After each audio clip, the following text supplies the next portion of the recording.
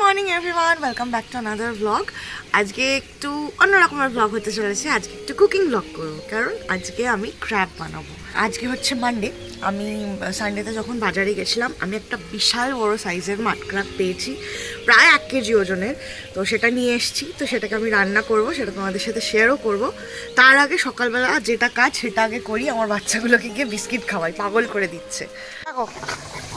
ব্যাস ব্যাস ব্যাস, সবাই খাবে, এত ঝগড়া করার কিছু হয়নি।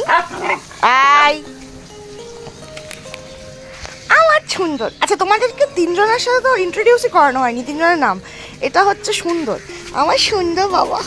এটা হচ্ছে আমার পুন্তি সোনা, আমার পুন্তু। এটা হচ্ছে আমার পুন্তি, যাকে আমার মা সোনার হরিণও বলে। আর এটা হচ্ছে আমার কালী কালী কালী বাবি। চলো বিকু খাবে, চলো চলো এক করে নাও। সুন্দর। বলে বাবালে, আমার পুত্তিটা বিকু খাচ্ছে, আমার ছনি বাবি। বলে বাবালে, এই যে 3 জনকে আলাদা জায়গায় দিয়েছি, না হলে মার পিট সব সময়। জাস্ট একটা দিন হয়েছে, একটা দিন যে চান করিয়েছি ভালো করে। 3 জনকে সাবান টাবান শ্যাম্পু ট্যাম্পু দিয়ে চান করালাম, কি লাভ? কিচ্ছু লাভ না, ওরা ধুলোতেই গড়াগড়ি খাবে। এখন চলছে রান্না করে ব্রেকফাস্টের প্রিপারেশন, আর লাঞ্চে ক্র্যাব হবে, সেটা তবে বানাবো। এখানে আমি চায়ের জন্য দুধ বসিয়ে দিয়েছি। আর এখানে কি করছে মা? আলু ভাজছে। মা আজকে কি বানাচ্ছ? ফুলকপি আলু ভাজা। হ্যাঁ, আর ডিমের মামলেট আর রুটি। বাহ বাহ। আর তার সাথে আদা আর এলাচ দিয়ে গরম গরম দুধ চা। আহা, আর কি চাই? ইয়াম্মি ইয়াম্মি ব্রেকফাস্ট নিয়ে আমি এসে গেছি। আজকে ব্রেকফাস্টটা জাস্ট ফাটাফাটি। কত রুটি, আলু ফুলকপি ভাজা, একটা অমলেট, একটু পেঁয়াজও নিয়ে নিয়েছি। এসে গেছি রান্নাঘরে। এবার আমি রান্না করতে কি কি করে রেখেছি আমি বলছি।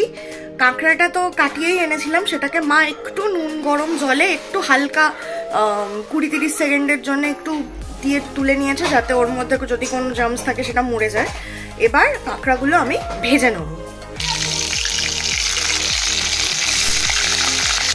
এই যে কাঁকড়া ভাজা শেষ, এবার গ্রেভিটা বানিয়ে নেব। তেজপাতা আর গোটা গরম মশলা দিয়ে দিলাম ফোড়নে। 3টে পেঁয়াজ বেটে রেখেছি, ওটাও দিয়ে দিচ্ছি। এবার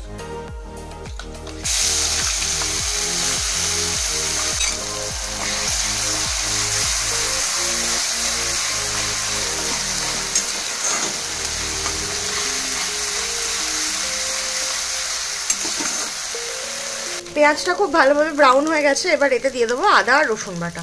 1 চামচ মতো আদা বাটা দিলাম, আর এখানে 1 চামচ মতো রসুন বাটা।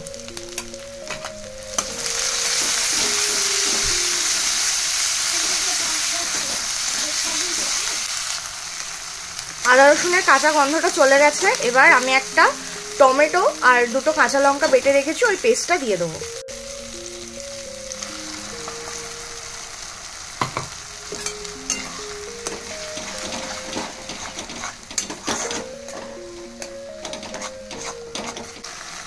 এই বাটিটাতে আমি নিয়ে নিয়েছি নুন, হলুদ গুঁড়ো, ধনে জিরে গুঁড়ো আর শুকনো লঙ্কার গুঁড়ো।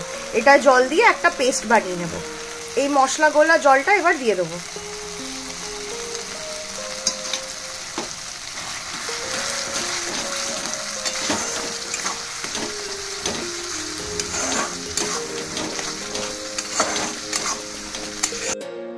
মশলাটা কষছে, এটা এবার ততক্ষণ রান্না করবো যতক্ষণ না এটা থেকে পুরো তেল ছাড়ে।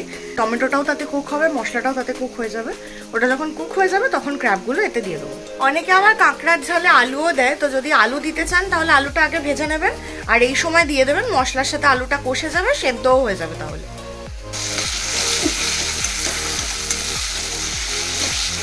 মশলাটা পুরো কষে গেছে, এবার এতে আমি জল দিয়ে দিচ্ছি।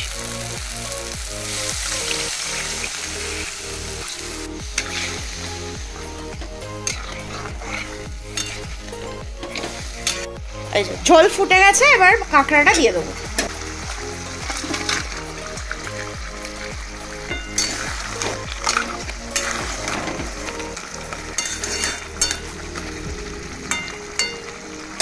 রান্না করছি যেহেতু প্রায় 12টা বাজে, খিদে পেয়েছে, ঘরে ঢুকে পড়েছে দরজা খোলা বলে। কি হয়েছে, আমার পুন্তির খিদে পেয়েছে? আমার পুঞ্জির খিদে পেয়েছে, আচ্ছা খাই দেবো। এই তো রান্না হয়ে গেছে, তোমাদের খাই দেবো। আমার সন্তি বাবি, ছন্তি বাবি, ছন্তি বাবি। রান্না হয়ে গেছে, গরম মশলার গুঁড়ো দিয়ে দিচ্ছি, ব্যাস এবার মিশিয়ে নামিয়ে দেবো। রান্না হয়ে গেছে, ওদেরকে খাইয়েও দিয়েছি, খাওয়ানোও হয়ে গেছে। এবার যাই গিয়ে আমি চট করে স্নানটা সেরে নিই। স্নান টান সেরে নিয়েছি, এখন একটু বসে আছি, মা পুজো করছে, পুজোটা হয়ে গেলে তারপর লাঞ্চটা করবো। এই যে লাঞ্চ করতে বসে গেছি, ভাত, এটা কালকে ভেটকি মাছ হয়েছিল সেটা, আর এখানে কাঁকড়া, কাঁকড়াটাই খেয়ে দেখি।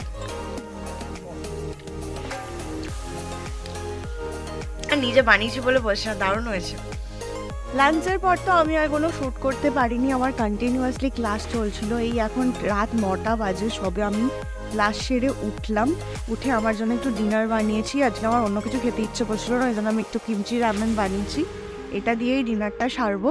ভিডিওটা তাহলে এখানেই শেষ করছি। যদি ভিডিওটা ভালো লাগে লাইক করো, দেখা হবে নেক্সট ব্লগে, টাটা।